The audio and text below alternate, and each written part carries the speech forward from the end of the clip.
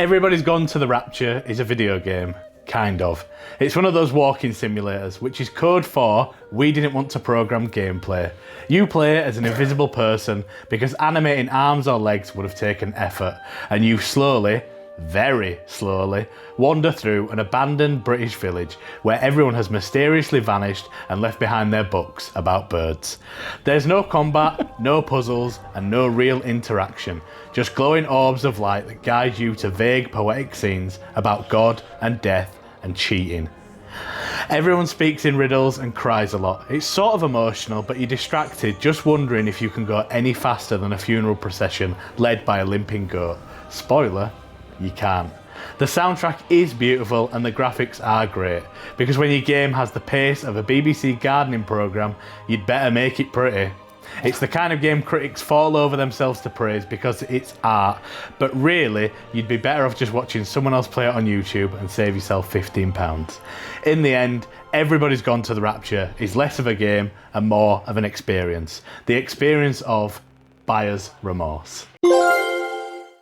Ollie, have you played Everybody's Gone to the Rapture? No, I haven't. Okay, so it's a walking sim, as I said, which was sort of popular in the 2010s. There were a slew of them that came out, kind of one after the other.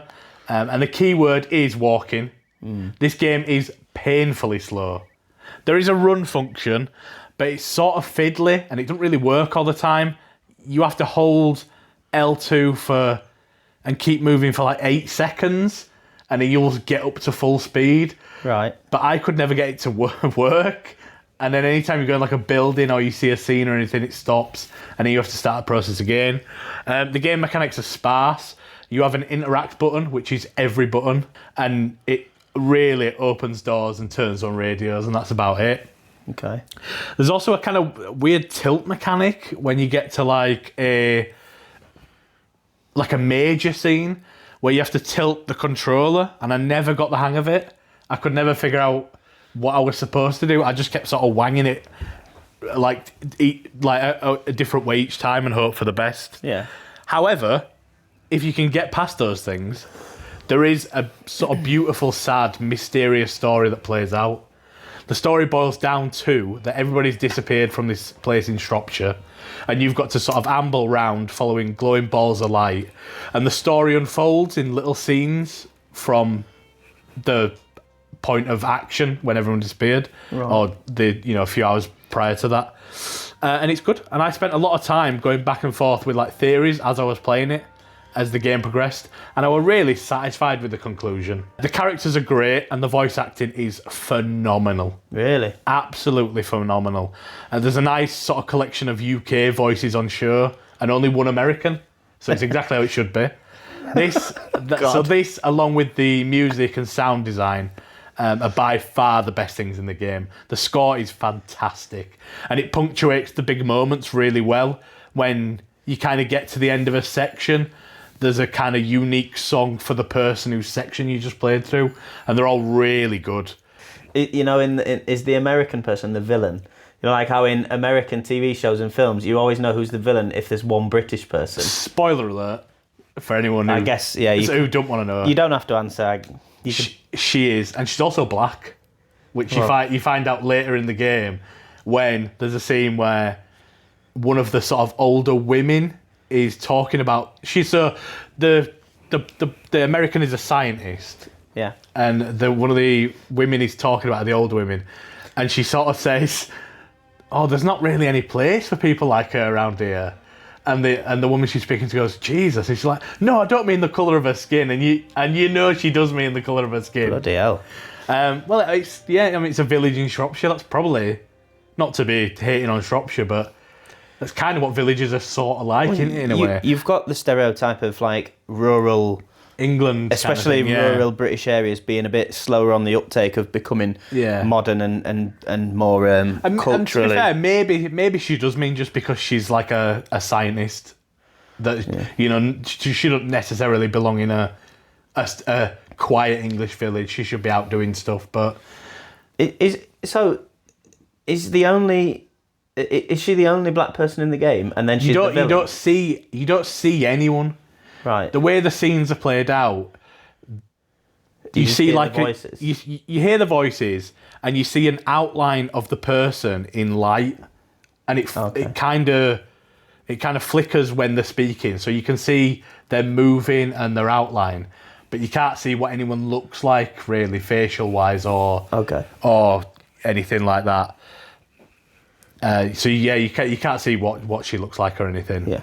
But the world is very pretty. It's set in kind of 2 villages and the surroundings. So there's like the woods. There's like this kind of camp kind of thing, I guess. There's like caravans and stuff. All right. And they're all sort of densely packed with little bits and bobs. There's, you know, you go into like laundrettes, pubs, doctors' offices kind of things, and they've all got nice things in them to look at. I liked being in the pub, seeing the price of a pint, which were 50p. So I knew immediately it wasn't the present day, and it's not. And I went to a bus stop, and it's got like graffiti in it, and it said something like, "Steve is a fat dickhead." I thought, well, this developer's definitely English. Yeah.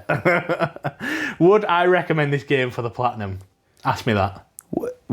Cal, I'm going to leave this in as well. would you recommend this game for the platinum? I would, yeah. You can get the platinum in about 6 to 7 hours.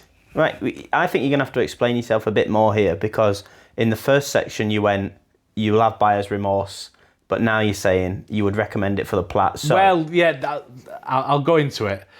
I would recommend it for a platinum because it's easy to get. Okay. You can do it in about 6 hours, 7 hours. You can do it in one playthrough if you want, but you'll sort of confuse the story for yourself, because one of the platinums is you have to do something first before anything else in the game. And if you do that first, you'll kind of knacker the story for yourself a little bit. Well, so it's best if you've completed it first, and then on a second playthrough, I mean, I would always recommend people to do a blind playthrough of any game first. Yeah. Because that's just how you enjoy the game. And then to go back and do any clean up on that. Yeah. And none of the trophies are hard, but some of them are really obscure. So there's one trophy where you have to go in and out of the doctor's office 10 times. And I just, from the trophy description, you would never know that. The trophy's called Hypochondriac. Right. Which I guess... But is it 10 times in a row? So you have to go in, out, in, out, so or can you just go across the whole game? I don't know. You don't come back to that office, so it's better to do it in and out. So yeah, you go through the door, out of the door, in the door, out of the door 10 times, and you get but the description for the trophy doesn't say that. And the hypochondriac, maybe you could... You can see where what they're getting at, yeah. But yeah, some of them are quite obscure like that. There's one where you have to stand in a phone booth for like 3 minutes. So you answer a call, you go out of the phone booth, then you go back in, close the door behind you, and wait for 3 minutes. Yeah. So I just don't know how you would know that. But yeah, so if you follow like a kind of spoiler-free guide, you'd probably be all right that way. Yeah. Would I recommend this just to play and to buy? I'm not as sure about that. Right, I see. Because while the story is definitely worth playing, to find out the story and play through, I think it's a really good story. And like I said, the characters and the music are all great. But you just get the same experience if you watched me play it.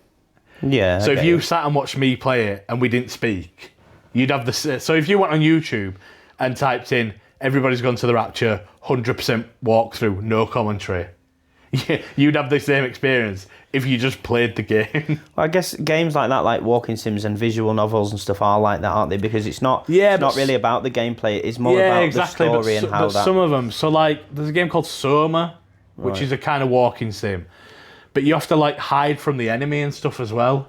So there's just a bit more gameplay. Yeah. And I haven't played What Becomes of Edith Finch? Oh, What became of Edith Finch, something like that. But everyone raves about that, so I'm assuming there's some gameplay in that as well. Yeah, I'd really like to play. But yeah, there's just nothing to this game where just watching it won't get you the same experience. So platinum, yes, just to play as a person. If you love story-driven games, yeah. If you're not that arsed, probably leave it.